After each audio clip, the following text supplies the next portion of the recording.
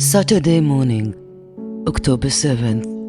The sun hasn't yet had time to shine when a great darkness descended on Israel. Rays of light brings the stories of the heroic women from the day the earth was painted red.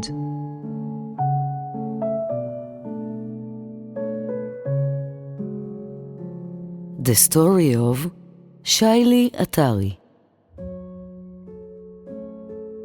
On Saturday, October 7th, just before 7 a.m., my husband Yahav and I heard gunfire right by the safe room window.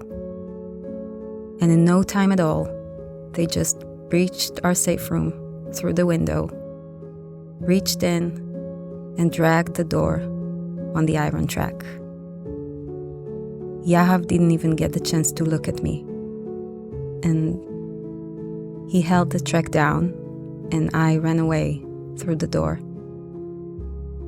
He's the only reason I could even get away with my daughter, Shaya, who was only 1 month old. I got out of the house without my shoes, my phone, anything really. Just holding my baby in my arms, and they were shooting at me. I hid in the bushes. I couldn't run away because I'm disabled. I was injured in an accident a while ago, so I can't run. I started knocking on doors of houses, but nobody opened because they told us to stay indoors and not to open the door to anyone.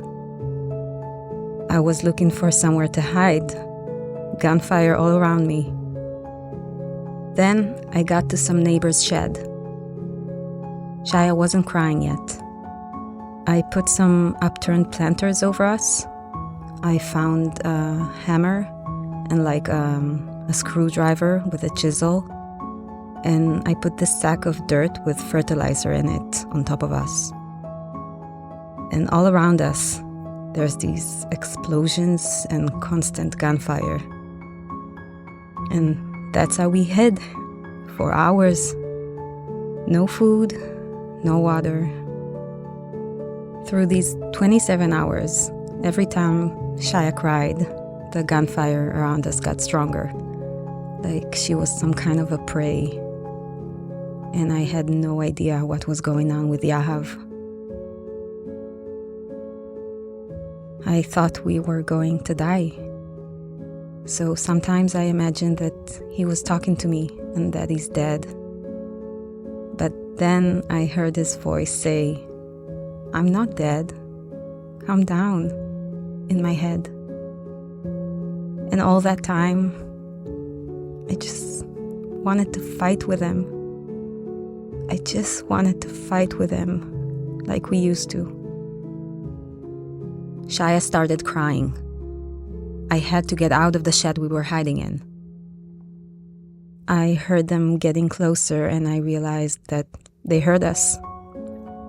So I got out again and knocked on more doors, and there was so much gunfire.